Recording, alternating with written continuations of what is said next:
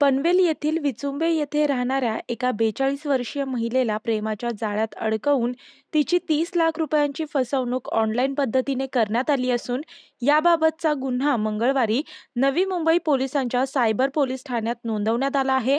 विचुंबे येथे राहणारी महिला घरी असताना तिला फेसबुकवरून संपर्क साधण्यात आला. फेसबुकवरील व्यक्तीने संबंधित महिलेचा विश्वास संपादन केल्यानंतर तिला प्रेमाच्या जाळ्यात अडकवल्याचे या महिलेने पोलिसांना दिलेल्या तक्रारीत म्हटले आहे. मार्च ते एप्रिल या दरम्यान ही घटना घडली असून सुरुवातीला पैसे भेटवस्तूंचे आमिष दाखवण्यात आले आणि विश्वास संपादन झाल्यानंतर भेटवस्तू मिळवण्यासाठी वेगवेगळ्या बँक खात्यात ऑनलाईन पैसे भरणा करण्याचे सांगण्यात आले. पीडित महिलेची तब्बल 30,96,000 रुपयांची फसवणूक झाल्याचे तक्रारीत म्हटले आहे. नवी मुंबईच्या पोलीस दलाच्या सायबर पोलीस ठाण्याचे वरिष्ठ पोलीस निरीक्षक गजानन कदम यांच्या नेतृत्वाखालील पथक या प्रकरणात तांत्रिक माहितीच्या आधारे ऑनलाईन भामट्यांचा शोध घेत आहेत.